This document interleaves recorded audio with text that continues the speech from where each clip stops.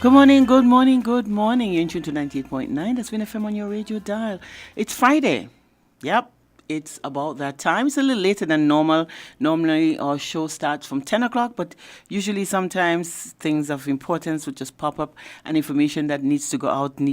And so we sometimes are pushed back a little bit, but it doesn't matter because if we can make about Win FM 98.9 is that we work together as a family and we make sure that everybody achieves their goal. That is one of the good problems about Win FM. It's about the time that we have your views. Your views is a program that is aired on Win FM every Friday from 10 o'clock to 11. It's 1 hour.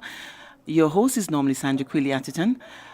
This morning I have with me one of my long-time school friends. You can push that off me, please, Cameron. Thank you. It's okay. I have with me this morning one of my long-time school friends. He was one of the brightest stars in the sky, in the pack. He's always that. Whenever you talk about Dr. Wilkinson, you always talk about number one. He has been, for me, it was always that competition between you, Powell G, and David Lake, right? Not really a competition, but that it was to see who was the brightest. Well, we actually worked as a team. You work as a team. I think that was one of the good things, but it was always that. I mean, that was my admiration for him since he was a young man growing up. I know him in our tender age when we were just aspiring to be whatever we wanted to be then. The world was then our platform. We had many choices, but you were very, very good in sciences. And I knew definitely that was the area that you showed your hand very early that you were very, very good in the sciences. And so therefore, subjects that people couldn't do, you guys were doing. I mean, for fun sometimes when people are struggling. You're taking me down memory lane. Yeah, and I'm glad that you mentioned my friends, David and Powell G. And Grenville Powell, yeah. Powell G. Yeah. And the reason why I say that, because I think this should be a lesson for the young persons growing up in that. One of the things that I always said, I was going to try to surround myself with persons who made a positive influence on my life. Myself and Grenville went way back. We started from preschool all the way to primary school, and we met David Lake in junior high school in 1975. Wow. And I always admired him for his intelligence, his commitment to work, etc. We became good friends, and we continue to be good friends. And I always like intelligent people, so I stuck on there.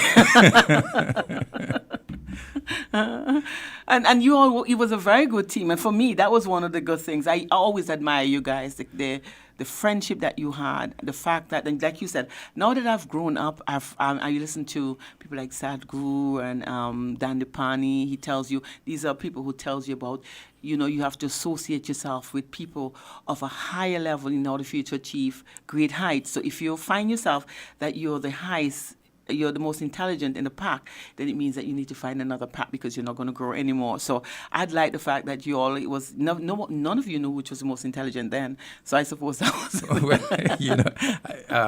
sometimes, persons saw it as if we were having competition, but we actually studied together. Yeah, I know that. Spent many hours up at the Bashti High School. I know that. We studied there. Mm-hmm. We spent many hours in the public library before it was burnt down. And that was our fun thing to do, On a Saturday, we enjoyed going down to the public library and sitting there all day studying. We enjoyed when we had a difficult math problem and we would spend some time studying it. As a matter of fact, we were so much into it that I tell people sometimes I would have dreams that I was trapped onto a curve and I had to integrate it to come out, So, oh my God, that's how serious he was, right? Yes. Yeah, it's amazing. But I've always admired you, though, Cameron, and I knew that you were destined for greatness. I knew that you went to study in the States, and I thought that you were going to be there because everybody wants to go there. The population is bigger. You're going to make more money. You become more prestigious as a doctor working in America. And then I heard that you were coming back. I was like, why would Cameron want to come back to St. Kitts? Can you just share a little bit of your experience and why you decided to come back home? Well, it's a very long story, and the show is only 1 hour, but I'll try to encapsulate it. In that my dream for becoming a doctor started many years ago, but it became more concrete in 1975, April the 5th, when I woke up and learned that my mother passed away. Oh, boy, yeah.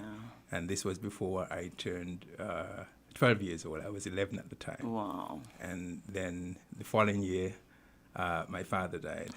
and I was basically orphaned. And I look back at the situation, I look back at my mother's situation, and I actually thought that probably more could have been done. You know? And I made the decision then that I was going to become a doctor, I was going to become a surgeon, and I was going to come back home to St. Kitts to serve my people. Wow. And of course, over the years, you know, you reach the United States, you're there working, etc. But I actually felt I needed to be true to the commitment that I made when I was 11 or 12 years old. Wow. And that was one of the driving forces that brought me back home, in addition to the fact that I wanted my children to grow up here and experience the Caribbean experience, and in addition to the fact that my wife wanted to come back home too. So you had no choice. You had no choice. So, yeah. you know, there were three main reasons Yeah. that brought me back home here. And I have no regrets. I mean, you know, we've had our ups and downs. It's not easy sometimes living, but there's no place that is perfect. But there's no place like home. And I'm happy to call St. Kitts my home. And I haven't regretted one day being back here for the last 23 plus years. And I think I'm gonna say on behalf of the citizens of St. Kitts and Nevis, we are grateful for the decision that you would have made, because absolutely necessary was a surgeon here. You know, we had surgeons, but you saw that they were fading out, and then you're a young man with the experience of overseas coming back to serve your people, the intention that you had. Well, you know, I believe life is like a relay, and there's a baton that has to be passed. On. And the persons who came before me made a significant contribution, and the baton was passed to me, and I ran my leg. And it's coming close to the time when I'll be passing the baton on to someone else also, you know, and that's how life is, you know. Well, could you ever see yourself not being a doctor, being challenged? You've been challenged all your life, as you can listen to your small stories that you would have given. Well, Could you see yourself not being challenged, lying down, living in luxury, with your foot up and a drink in your hand and basking in the sunshine? You can see yourself doing that anytime soon? I enjoy my work. I enjoy working with people. I enjoy seeing someone who was ill and you do something and they get better. It's something I enjoy. And most persons, my close friends, when I go on vacation, etc., they would know that after 4 or 5 days, I start to get, you know. You want to come home? Yeah, I want to come home, you know, and I look forward to getting back to work. And so it's difficult to conceive myself waking up in the morning and not having anything to do. I really can't see that. I know, it's just, I can't see that in you. Like I said, I saw you, you and I have been friends from since school days, and I saw that, you know, it's always that drive to become better, and that's what one of my admirations for you was, always that drive to become better and never settle for second or third, always wanted to be the best. And I mean, that's who you are. But that's what I saw, Cameron. It's really, I mean, sometimes, and you're so humble. You've always been that, and that was one of the things that touched me even more. You walk around this intelligent, humble. When I talk about humility, it's Dr. Cameron Wilkinson. Yeah, me smiling anyway. I won't comment on that. But I doubt that is a fact. And now you're back, Cameron, and then we see you've been tested throughout, but now this is one of your greatest tests, COVID-19. You're part of that team, the NEOC, it's a virus that is not only affecting our health, the health of our people, but the wealth of our nation, and you have been given the mantle to, you know, to see how you can curb this, or get this curve to where it's supposed to be, or not having a curve at all, flatten the curve, they say. But you're trying to see how we can try to avoid the virus coming here. What is COVID-19? What do you think that we need to know about this virus? The President of the United States has just contracted it. So it's real then? It's real? Yes, Fake it is news. Real. Well, first of all, let me say, you know, that I thank God that I'm able to work with a very competent team. You know, our team headed by the Chief Medical Officer, Dr. Hazel Laws, and she's a great person to work with. And we also have to look at the leadership from the top coming down, and I thank God that we have Prime Minister who understands. Timothy Harris, who understands, and he delegates works to us, and he listen to the scientific advice, because you see what is happening in the United States where persons heed to listen to the scientific advice and what happens. And so we have a great team. And so it's not just myself, it's not just Hazel, it's not just Abdia Samuels. It is the coming together of everyone. And when persons sit at the table, you know, we look at the science and we determine how we move forward. And in the simplest form, you know, COVID-19 it's a disease that came on the scene just in December, when it was discovered in Wuhan, China. It's caused by a coronavirus. And it's a virus that is highly infectious, highly contagious. It is spread through respiratory droplets. And so when a person coughs or sneezes or when they speak, the droplets that release, if the person is infected, the virus would be in those droplets. And those droplets, they have some weight, and so they will travel a certain distance and then fall to the ground. And it is thought that if you are more than 6 feet away from a person, then you would not be in contact with the droplets that would fall to the ground. And the droplets can remain, the virus can remain for a period of time on some surfaces up to 3 days. And so if you touch that contaminated surface and you touch your eyes or your mouth, you can become infected. Okay, and that is what persons need to know, that this is a very highly infectious virus. And we can see that it started in December in Wuhan, China. When we were having carnival here in December, no one knew anything about the coronavirus. And so it started to get the world's attention in January. And it's from January that we started our preparation here. We started our preparation with educating first our healthcare workers, because education is power. And it's important for persons to know as much as possible about the virus, because if you know how you can prevent it, then you can keep yourself safe and protected. I don't want to keep talking all the time. No, but you were explaining that. I know you don't want to keep. But let's look at viral infection opposed to bacterial infection. Yes. Because in December, I know there was this cold going around. And I thought it was COVID. When I look at all the symptoms, I said, we must have had COVID. We must have had some infected people around here with that virus, because that cough, I had it in my house. Well, I didn't get it. My children had it. I had to work with them. My immune system was, it's very, very, very difficult to. Yeah. So, but when we look at the fact that a lot of people were infected, a lot of the cough, the cold, they were not tested.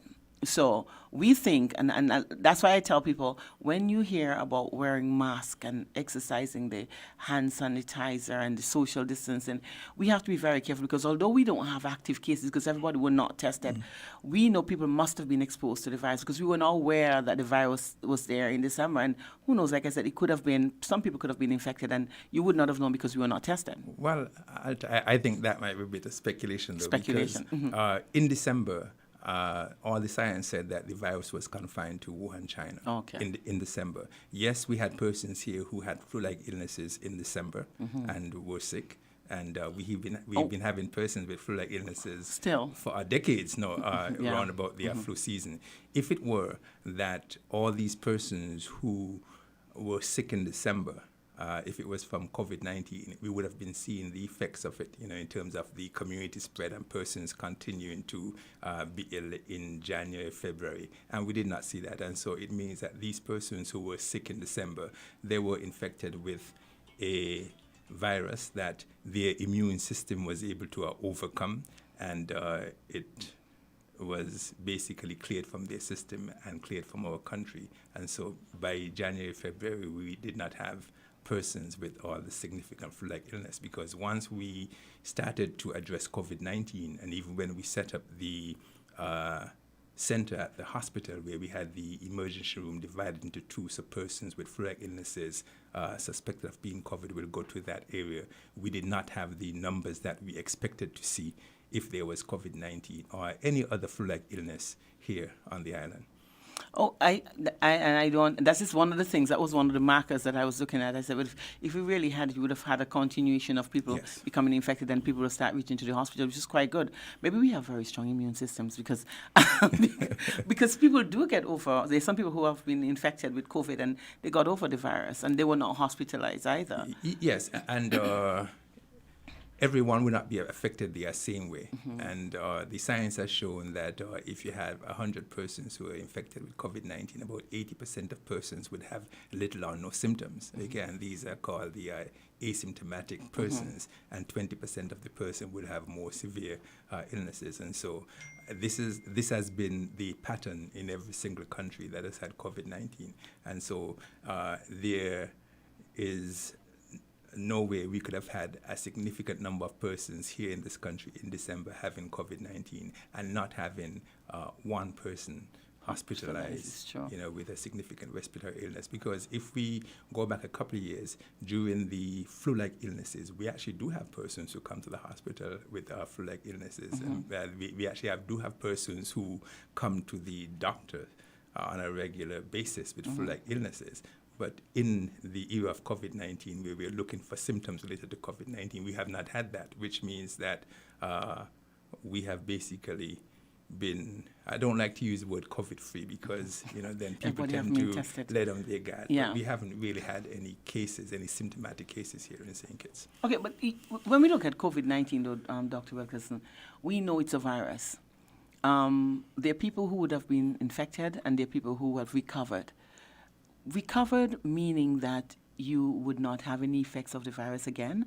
When you recover from COVID-19, you mean that you're not going to be infected again? You can't be infected again, or would you be able to, if you have any long-term side effects? Well, what I need to tell you here and tell the public is that the science on COVID-19 is evolving. Don't forget, this is a new virus, and prior to December, we knew nothing about COVID-19. And if we look at some of the viruses, let's say, for example, the herpes simplex virus that causes, the herpes zoster virus that causes chickenpox. Okay, you will have chickenpox where you have all this rash, etc. And then you have shingles after. And you get better. 20, 30 years later, you can get shingles. Okay, now if chickenpox was a virus that covered, you would have thought that was it until 20 years later. And so we know that there are viruses, the human papilloma virus, you become infected, you can get cervical cancer several years later. Hepatitis B too is a virus. Hepatitis B. We have Epstein-Barr virus that causes nasopharyngeal carcinoma. So the information we have about COVID-19 is just for the 6 to 8 months that we've been experiencing persons who have been ill with it. And so the story has not been yet written as yet. And we know persons who recover who still continue to complain about lethargy, weakness, memory loss, aches and pains. And so we don't know what is recovery yet. You see, and that is one of the reasons why I asked the question, because people think that wearing masks, why would we want to wear masks and we don't have COVID-19 in St. Kitts? Why we have to follow all these protocols? And we are becoming very complacent. I'm seeing it where people are not following protocols because they think that COVID-19 is a joke. And it's the extension of the virus. It's later on in life what can happen, just like you. And I'm glad that you referred to chickenpox, which was just an ordinary, you get the scars and it will go away and you think that you're chickenpox free, and when you reach 60, 70, you realize you have shingles, all of these pain, and you have all these what do you call it? You get the pain, nerve rash, pain. That's what I'm looking at. The nerve pain that would extend for a very long time, and the rash, which is very. I look at this lady who had shingles, and I was so sorry for her because she said it's very, very, very painful.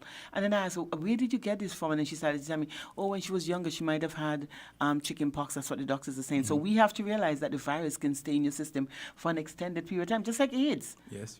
AIDS is a virus that you can't seem to find. You can control it, but and there's so no known cure for it. That is why we cannot let our guards down. And the interesting thing about COVID-19, well, I'm sure all the evidence has shown that St. Kitts has done a relatively good job compared to a number of first world countries. Yet there are some persons who are becoming complacent.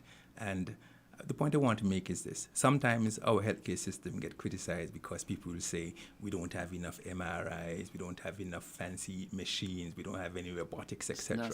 Okay? And they always speak about the fact that, one would need to go to the United States to get these services. Now, basically speaking, though, for the most parts, most persons, even in the United States, don't require that sort of technology. But this is a disease where the things that are available to control it right now, they are right at our fingertips. Wearing a mask, social distancing, cough etiquette, avoiding crowds. And these are things that every single person can do. And so we have no excuse anymore. You can't complain that, we couldn't do it because we don't have a fancy test.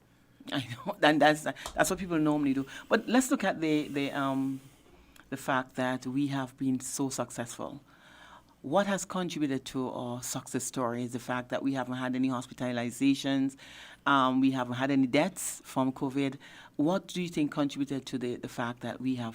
Well, a number of things. From a very early, we took it seriously.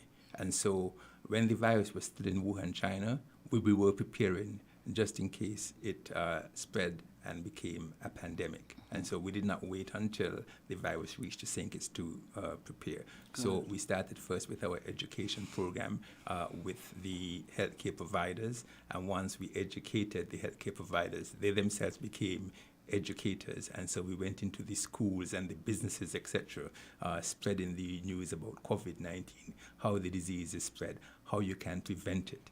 We also had to prepare our healthcare system for this, and you would have been, I think, either at the press conference or saw the press conference where the Prime Minister announced the stimulus that he was injecting into the healthcare system so that we can prepare. And this was even before the virus came here. And so we were able to stock up with the ventilators, whatever necessary drugs that we needed, oxygen, nebulizers, etc.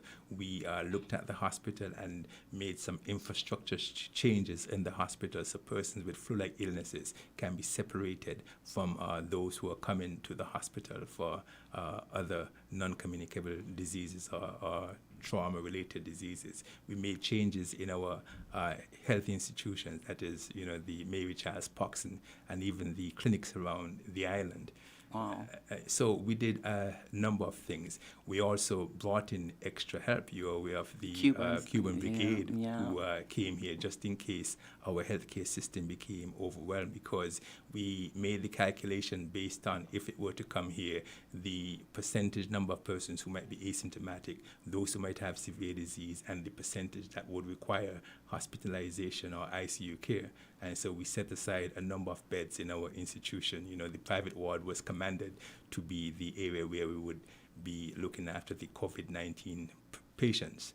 Thank God we haven't had to use the ventilators, etc. to date. Wow. But I think the more important thing that was related to our success was the all-of-society approach that we adopted, and we made sure that we got the buy-in of every single person on this island. And so I believe when I look at the scenarios around our little federation here compared to some first world countries, we had a greater buy-in on the mask even before it was considered mandatory in some first world countries. We started with the lockdown. And the reason for the lockdown is to stop the virus in its tracks, because the virus cannot move from one person to the other unless you're in close proximity. And so I believe that lockdown from very early was important also. So even if the virus was here, it would not have been able to spread. Any asymptomatic persons would have recovered. And we just continued with that scientific approach, and I believe that was the reason for our success.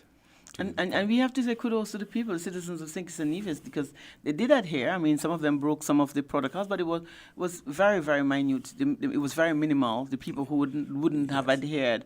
So you still have to congratulate the people that they understood, because the information that was out, we understood the dangers and the hardships that this virus was bringing and have brought to other shores. We saw how the big countries were, toppled down, and I suppose some people really took it very, very serious. And like I said, you have to say kudos to the Prime Minister and the government who took that charge, knowing that the dangers of COVID hitting our small shores and the repercussions that it can have later on. And it wasn't easy getting here, because people have grown accustomed to their freedom, and when you tell persons that they are going to be locked down, they cannot move around, etc.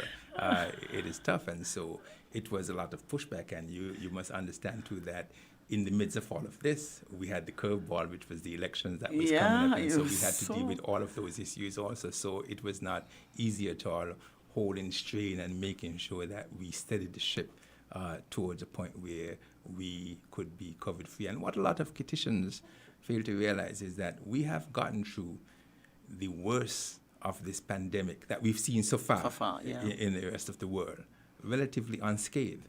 And it is because of that why I believe some persons are having a sense of complacency. I have had situations before where I've walked into an establishment, and people saying, "Oh, that's one of the guys who have us locked down," you know. And No, thanks to the guy who saved us from COVID. and you laugh because that's exactly what I do too. You know, when I hear those comments, I laugh because what are you going to do? I know. You can't get upset. There's no point in getting into it. They'll be grateful later on. Yes, because sometimes you have to protect people who can't protect It's themselves. so true. And that's what we're here for. Yeah. Testing. Yes. We know, because it was one of my biggest problems. I'm like, where are we going to get these tests from? America doesn't have enough. The big countries don't have enough testing. How are we going to be tested to show that? Because I still had a problem when we say, oh, we're COVID-free. I'm like, how can we be COVID-free when everybody have not been tested? That was one of the issues. Yes. Okay. Well, I'm glad you asked that question, because the aim is to test everybody who needs to be tested, not to test everybody. Okay? And so we need to understand that. So the plan is not to test the entire island. It's just to test persons who need to be tested. Good. And so if you look at the persons who need to be tested, if, for example, you are symptomatic, you need to be tested. If you were in contact with someone who was suspected of having COVID-19, you should be tested. If you came from an area that was considered high risk, you should be tested. And so we have basically been testing every single person who needs to be tested. Wow. And our capacity to test has not been overwhelmed.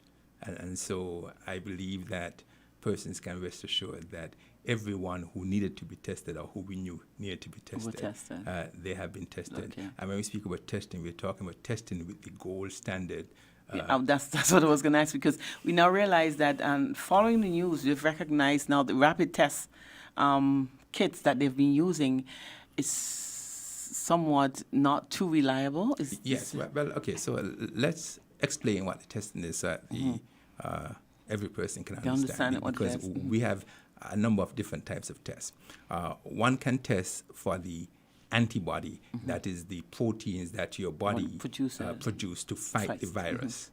Or you can test for the virus or elements of the virus itself. Okay, and so we have two different categories of tests. You have the antibody test and the viral test. Now, as it relates to the antibody test, because we received a lot of pushback about this early on when we made the decision not to use the antibody test as part of our protocol. When one gets an infection, you develop one of two types of antibodies. The first one that comes on board is what's called IgM, that comes out acutely to fight the infection. And that can appear anywhere from 5 to 7 days. It peaks at about 2 weeks, okay? And then you get the IgG antibody, which gives you the long-term immunity against the virus, and that can come anywhere from 2 to 3 weeks later. Now, don't forget I said that the IgM appears as early as 5 days, which means that somebody could have been infectious for 4 or 5 days before they produced antibodies. And test negative. Pass through them, and test negative. If they just contacted the disease, and you test them, you would not see the antibodies because 5 days hasn't passed. You could test them for 1, 2, 3, 4, 5, 6, 7 days, and nothing shows up. Yeah, and they may test negative. And so that's one of the reasons why we opted not to use that. Plus, the sensitivity of these tests was not that great. In other words, one can have the disease and you can still not pick it up. And so it is not considered ideal if you're trying to keep the virus out and at bay. Now, so we come now to the virus itself, okay, and testing for the virus. And one can test for the genetic material in the virus, which is the PCR test that we use, which is considered the gold standard because it has a near 100% accuracy in picking up the infectious particle, okay? Or you can test for particles from the surface of the virus, which is the viral antigen. And those are the rapid antigen tests that you're hearing that are coming on board. And some of them are being used by some of the professional sports teams in the United States, etc. But again, they're not as accurate as the gold standard PCR test. And we have opted to use the gold standard PCR test because we were able to put things in place to keep the virus at bay.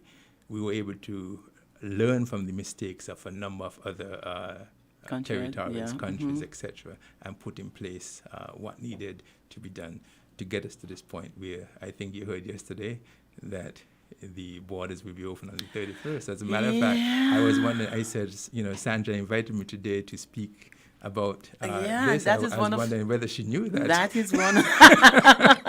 Well, we assumed that we saw it was going there, and everybody's asking for it to happen. Cameron, I have been proposing lots of things. I think that we can still trade amongst ourselves for the time being, but everybody think that the wealth of the nation is seriously affected by the COVID scare or fear that is amongst our people, and so therefore they think the government should go a step further and open the borders. But I'm still and I would always be, very, very controversial where that is concerned. I'm always opposed to that because I'm fearful. I'm not going to hide to say it. Because when you look at what's happening in America, we're going to open our borders to whom? And it's a question I've always asked. I am happy that you guys have all these protocols in place, and people never understood the reasons why you say, you have to practice. Practice makes perfect, and it becomes habitual. So when you have the habit of doing so, when your borders are open, then it's going to be easier. You don't have to, I forgot to wash my hands, and then, you start hugging, and because people are coming in who you haven't seen for a very long time, and you start hugging again, and they're coming back into mingling amongst us, and those for me, that for me is the fear. I am still yet to ask where the economy is going to be stimulated by what? Who are going to come at this point in time? Okay, well, first of all, we could not keep the country closed down forever. I know that. And so it was only a matter of time before we opened. And we saw there are some countries that opened earlier than us, the Bahamas, Trinidad, Antigua, and we saw what happened. I think one of the reasons why they opened it was not just because they did not care about the virus, but they opened for economic reasons, because we cannot just live in isolation, because the easiest thing to keep the virus at bay was to keep our borders completely closed, not only just to foreigners, but to returning nationals, because had we done that, we would not have had any cases at all. But that is not practical, it is not desirable. And so it was only a matter of time. I'm happy that we were able to hold strain for 6 to 8 months, okay? And we attempted to educate the public and prepare them for the opening of the borders. Now, I know that there are some persons who are fearful, like me. Yeah, there are some persons who are happy because, because the virus has affected persons differently. Yeah. And when you think about the persons who work in the hotel industry, etc., those persons have been significantly adversely affected. Yeah, financially. My hat go out to them. But we had to get to this point. But there are 4 essential things that I want persons to understand that we need to keep in mind, and we can stay safe once we open the borders. And I just want us to discuss them. The first, we need to prevent amplifying events. And when we speak about amplifying events, you need to make sure that you avoid crowds, close spaces, and close contact with persons. We saw, for example, I think is last week, persons were showing videos about a fete in a certain place. 5-in-1 and 3-in-1 and these young only persons 1-in-1. in these massive crowds. Those are things that are considered amplifying events. And sometimes people think too that, well, if you pray to God, he's going to save you. But if you have a church and it's overcrowded, etc., that is considered an amplifying event. If you have a stadium that is packed with persons, those are amplifying events. And so as we move to open our borders, we need to make sure that we control these amplifying events. And persons have to take individual responsibility as it relates to this, because somebody can come to the task force and decide that they're going to have an event and have 2 persons present, and then you show up and you have 45 persons. Yeah. And you, as an individual, you can decide, well, okay, I was told there were only going to be 4 or 5 people here, and I see 45. I'm going back home. I'm not going inside there. And so we can't expect the task force to do everything. When that event was taking place, I had a number of responsible persons in society who were sending me the images, and I asked them, what are you going to do? What are you going to do when you go on your talk show tomorrow? How are you going to address this? Because we need to try to educate persons also. The second thing that we need to do to make sure that we stay safe is to protect the vulnerable, because there are some persons who will catch the virus and they will do well, and there are some persons who might end up 6 feet. And so we need to make sure that we protect the elderly, those with pre-existing conditions, diabetes, hypertension, those persons who are fighting cancers, etc. And so protecting the vulnerable. You can be a young person who is young and healthy, and you can go to one of these vets and come back home and bring it back to your home to your grandmother, your mother who has your mother, other, etc. And so we need to be aware of this. And the third thing we need to do, which is what you have invited me to do, and what we're doing here, is to continue to educate people about this disease and realize that the virus is not easing up, and so we cannot ease up either. And so the more educated persons are, they will be empowered to fight this disease. One of the things I always say to persons, education is power, and the more you know about this disease, the better it is. And it's not like back in our day when we were growing up and you needed to find something, you had to go to the library. Yeah. Persons have their...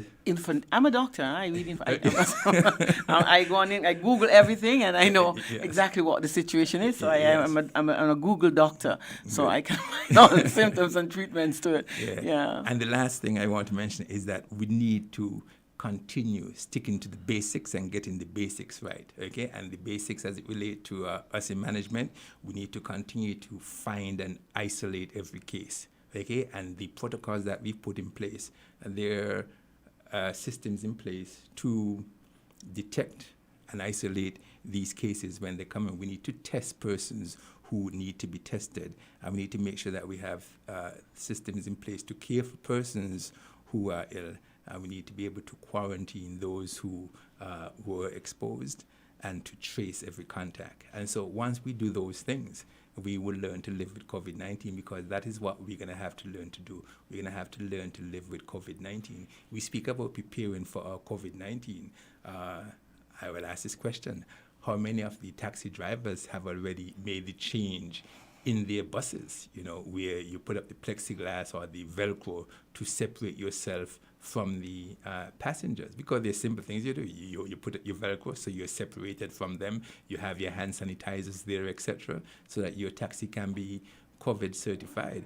I know that there are a number of businesses that are in the early stages. They had the markers outside and persons were properly socially distanced. Some persons are beginning to drop. Not anymore. You see, that's what's called complacency. Yeah. That's what's called complacency. And so, yes, we got to a point where we had to open our borders, but the question is, what are you willing to do as an individual? Mm-hmm. Because I keep saying this is the first time that the singular action of one individual can have far-reaching consequences for every single other person. There are some diseases where, you can see a guy who is drinking alcohol and you tell him he needs to stop drinking, but he is not stopping, and you pass him lying on the side of the road and you go and do your own business. But with this disease, that guy, if he's not following the protocol and procedures, his actions can affect you and can affect the entire nation. Well, what I noticed though, Cameron, is that normally around this time of year, when every time school opens, when my little daughter, she would come home, and normally she has a flu, or she's showing some symptoms of a cold. It's coming around this time of year when you're going to have that. Just before you go on, because both of us are supposed to be the same age. You still have children in school? No, that's an adopted daughter. Oh.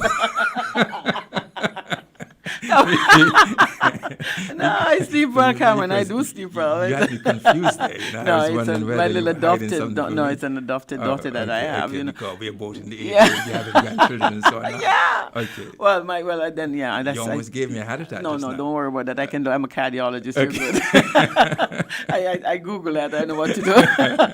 Okay. Yeah. So I'm saying what we see normally is around this time of year, she comes home and she's so stuffy, cold, fever, earlier.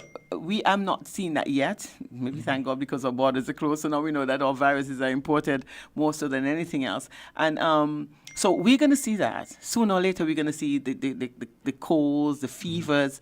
How would you differentiate from a normal flu to how are you going to test all these people who are showing symptoms of a fever? Yes.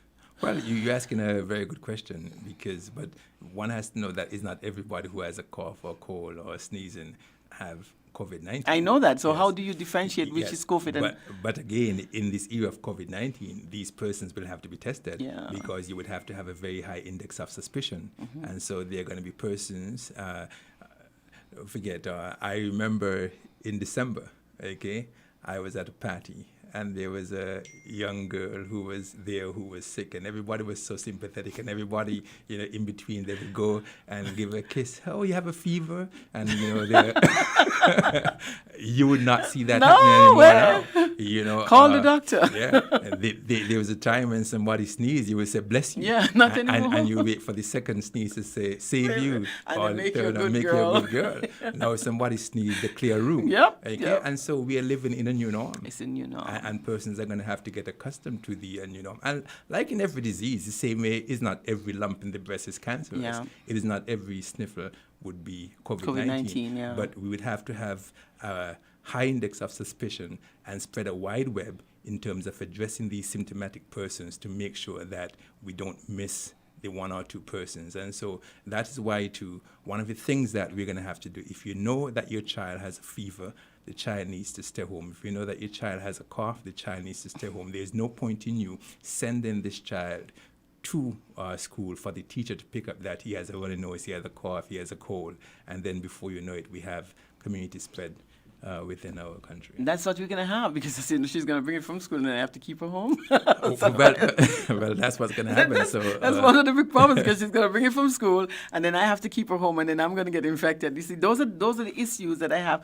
and hope that government can work very fast on trying to see how we can continue that virtual online schooling. Yeah. But the point I'm trying to make, though, if every parent is responsible and every parent decides that once they see their child is having some sort of symptoms, they keep them at home. And so the thermometer should not just be in the school. It should be at home. Anyone who has a child, they should have a thermometer set. You can check the child's temperature before the child leaves. Yep. Okay? And so that if you see that the child has a fever, you keep the child at home. Or do like me, when they come home, you test, because you make sure before they leave, they don't have it when they come back. So your body from school then. And talking about thermometer, I always tell a joke about my old headmaster. When I was a kid, I lived in Neva Street. Yeah. And my headmaster, I respected him so much, Mr. Williams. And one day I didn't do my homework, and so I told my mother I was sick, and she believed me. She told me to stay home. And break time, Mr. Williams came in to the and he said, "Teresa, where is Cameron?" She said, "He's sick in the back there." And he came inside and he touched my neck on one side with his hand. He touched the other side of my neck. He put his head down, listened to my chest. He was a doctor He then. said, "You liar, you." And he gave me 2 lashes, sent me to school.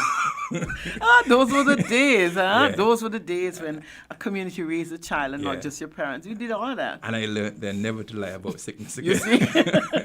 Well, it I've was the never easiest forgotten thing. that. It was one of the easiest things too. When my mother was different. When you're sick, she said, "Go to school. The teacher is going to send you home and they're going to call me." By the time you reach school, you're good again, so nobody's going to call. So that's one of the things. Whenever you're sick, she said, "Put on your clothes, go to school. The teacher is going to call me. If you're too sick, they're going to send you back home." So we never got through to that. But he said those were days. I expected my mother to say something. She didn't say anything at all. No.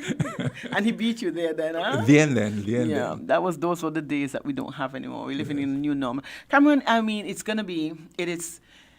it is fearful for some of us because, I mean, like I said, we don't have an understanding, and some of us have too much of an understanding of what the virus can do and the long-term effects of the virus, because we know that there's not a vaccine yet. The vaccine is coming, they say.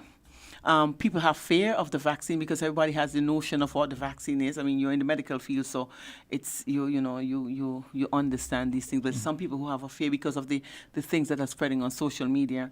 Do you think that will we ever be able to get over COVID-19 in the very, very, very, very near future?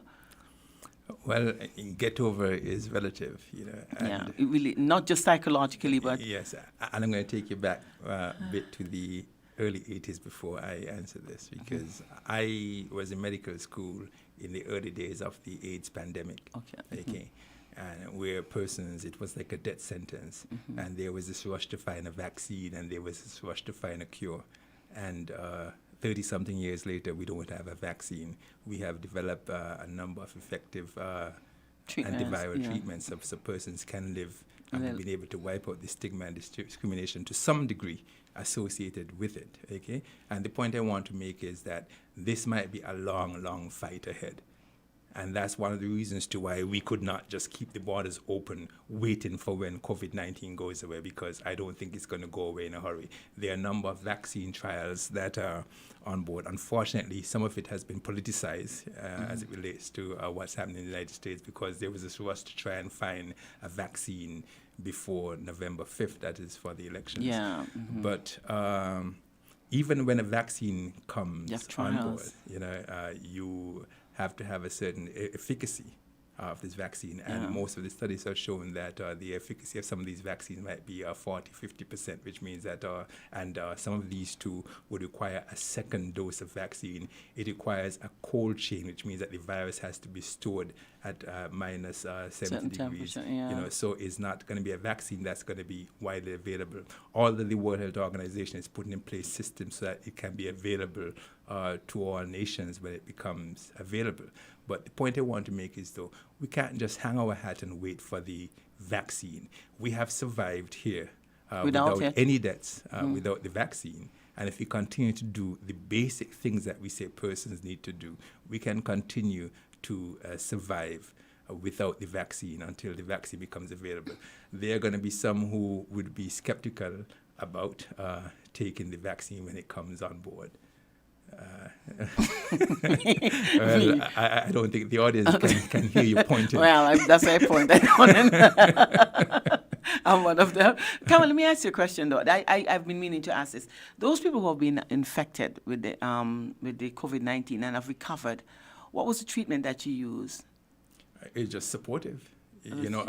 Because most of the time you expect their immune system to do what they're help them supposed to do. because there have not been many drugs that are available. The only drugs that we know are available are dexamethasone, that recently is shown to help persons who have a cytokine storm. It's an anti-inflammatory drug that helps to control the inflammation. There's a drug, remdesivir, that's used in persons who were very ill in the ICU, and it is shown to shorten the ICU stay in these persons.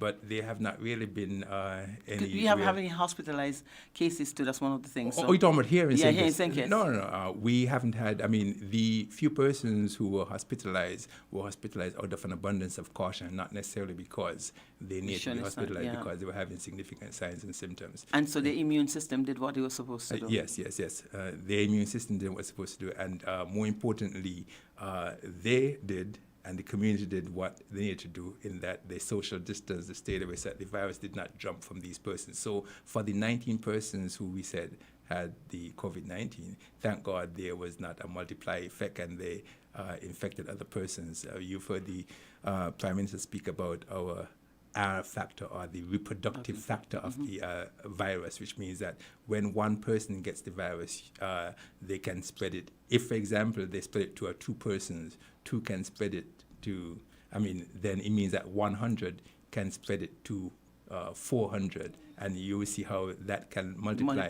Whereas if we contain that person so that they are not allowed to spread the virus can die in its track, because viruses need the host to live and multiply, because it uses your own system to replicate. So if it doesn't have that, then it cannot be transmitted. I think that's what a lot of people don't understand about viruses. The fact that viruses do need the host, and without that, it would not live. So a virus can't live. That's why it can only live outside of the body for 2-3 days. But when it gets inside of you, it can live for a prolonged period of time. I am hopeful, because we need to look at this. Let's start natural medicine. No, we don't out of time, so we can't talk about natural medicine. Because if we saw that we've had 19 cases, and of the 19 cases that we would have had, we realized that all would have recovered. 17 of them would have recovered, because we still have 2 active cases, and we haven't had any deaths from that. It means that people should continue doing what they're doing, like the lime water, the ginger. I'm just joking. No, well, actually, it's not a joke, in that one needs to stay healthy. One needs to boost the immune system. And food does that. Yes. And I can tell you, one of the things that I never do, if someone comes and tells me that they found out that, let's say, eating garlic is good for hypertension, and they think that it works for them, I tell them continue doing that, but do not ignore science. And so if we tell you that you need to take a B-side, also take the B-side, okay? Because I had a grandmother who had all sorts of bush in the back there, and she believed in her lemongrass, etc., etc. And I can tell you now that if I start feeling a little oozy and I drink a glass of lemongrass tea, I feel good. I don't know if it's psychological or not. No, it's not. It's not. It is a fact. Your body is natural and needs natural meds. Okay.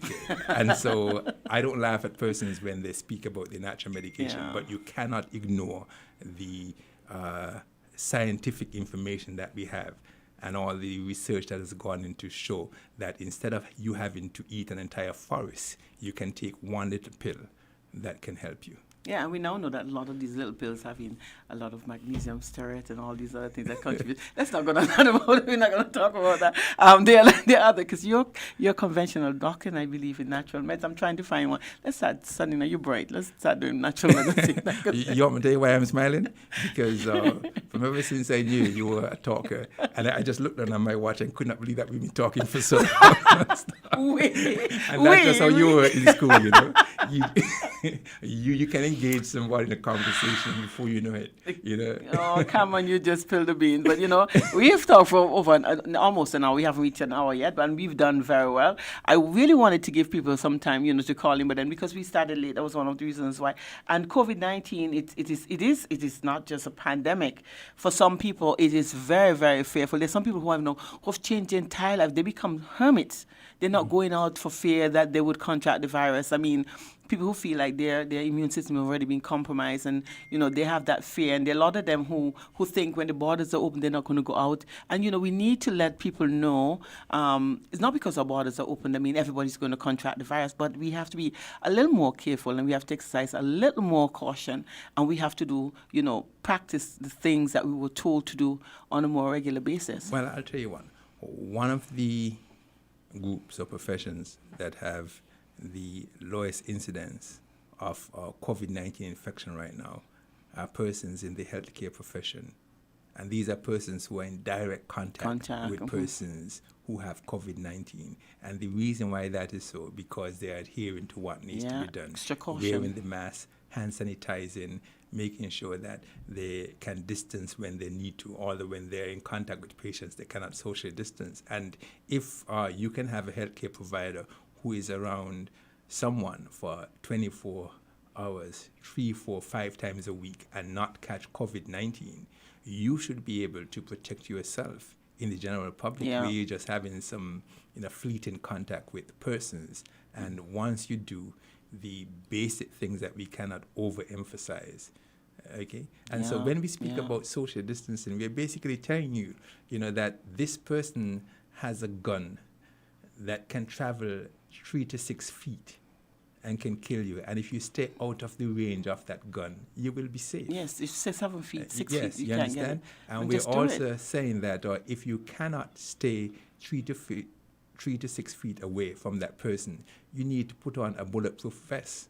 And that bulletproof vest is your mask. Is your mask. We are also telling you that you have a gun also. Which are the respiratory droplets that come out of your mouth. And if you don't want to kill your friends and family, inadvertently, you put on a muzzle on that gun. You put on a mask so that you keep your respiratory droplets to yourself. And so these are some simple things. We're telling you that your hands can be contaminated, the surfaces that you're on they can't be contaminated, and you can sanitize it. It's true. And these sanitizers readily available now. I remember in the early days you went into the supermarket and you couldn't find a hand sanitizer.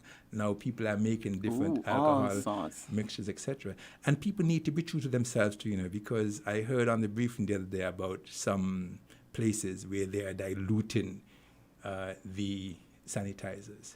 But it has to be a certain strength for it to be effective. It has to be about 60-70% alcohol. And so if you're diluting it, why would you dilute? Because it's not even that expensive. And so why would you dilute the alcohol and risk somebody's life as opposed to spending a couple more dollars to use the correct thing? Those are the areas personal responsibility personal responsibilities comes in. Yeah, and these are the things. And Cameron, I think we're out of time. We've infringed, and I was told that I could have. Not officially, but I took it as that I could have, so I did anyways. But the conversation was quite good. I mean, I wish I could have had more time with you. I wish I can have you back again. I mean, periodically, I would ask you that you can come back, because the information, we have to always make sure that the general public is informed about and updated about what is going on, and about COVID-19, because there's some people who are suffering from psychological issues because of COVID-19. It's not just the simple problems that people are trying, but people who they've lost their jobs, they have financial issues, and there's some people who, for me, to put on a mask is a problem. When I put it on, I hyperventilate. I become very, very anxious. Why? I don't know why. Every time I see a mask and I know I have to put it on, I just can't breathe. Yes, but you will get over it. I will get over it, right? Okay, I'll practice. Because but I just want to say that I really enjoy coming here with you, and it was really nice to hear throughout the entire conversation you call me Cameron, because you'll be surprised. Sometimes things become so impersonal that there are very few people who call me Cameron, because you've been a doctor for so long. You hear the word doc. Yeah. And so usually when somebody calls me Cameron, it's somebody who is a family or a close friend or somebody from in my past. And it was really nice sitting here with my old school friend. So nice. and chatting and talking. I can't believe an hour has gone Yeah, already. it feels like those days, Yes. Cameron, I know you as Cameron. You've always referred to as Cameron. It's a pity I didn't put handle to your name, but you're so humble. A doctor, everybody know you're a doctor. You don't have to be reminded. I was calling me that. Yeah, I know. Well, I will continue to call you Cameron. College Street, Navy Street. Yeah, it was a pleasure having you here. It was also informative, and I really did enjoy. I didn't even feel like I was doing a show. I felt like we were just having a normal conversation like we normally do. Extended it was. And you say I talk a lot. I thought I said you would love to talk. I love to talk. Well, you indulged me, so it was a good thing, and I appreciated the fact that you would have accepted my invitation. But like I said, I think I would have to have you back again. Well, I do hope I'll be that happy to come back. Yeah, definitely. I know you would. Well, let me let the people know that it's Friday. It is the end of the week, and we have to be reminded that COVID-19 is still much real. We see that the President of the United States would have contracted the virus, according to the mediums and the other media resources that would have said that he would have contracted the virus. So the most powerful man in the world has really being affected by COVID-19 shows that any one of us can, because he has all of these medical people who check and make sure that he's safe, and yet still he can contract it. So it shows that we have to practice, and make sure we, exercise. As individuals, we become more responsible. Yes. Because it is a reality. It's Friday. People normally party. What are you going to do this weekend? I'm going to work. You're going to work. Oh, you're a workaholic. I'm so sorry for you. Well, I'm going to see if I can consume some alcohol. You be a workaholic, I'll be an alcoholic. Okay. I'm just joking. It was a pleasure having you, Cameron, and I do hope that, like I said, you would come back again. People, it's Friday, and I do hope that while you're partying and while you're enjoying yourself, you would practice. You'll make sure that you do what you're told. Make sure you wear your mask, sanitize, social distancing is a must. We're getting ready to open the borders, so we do ask that you practice these things so it becomes habitual, and it would not be, something people say, it's a task to do that. No, it would not become a task. It would become the norm, and so we have to make sure that we do that. My name is Sandra Atherton. I would have to leave. I would have overstayed my welcome. I see people are looking at me, so I have to say bye-bye and enjoy the rest of the week. Thank you, bye. England, Europe, me have fun can done, but everybody know ain't no place like home.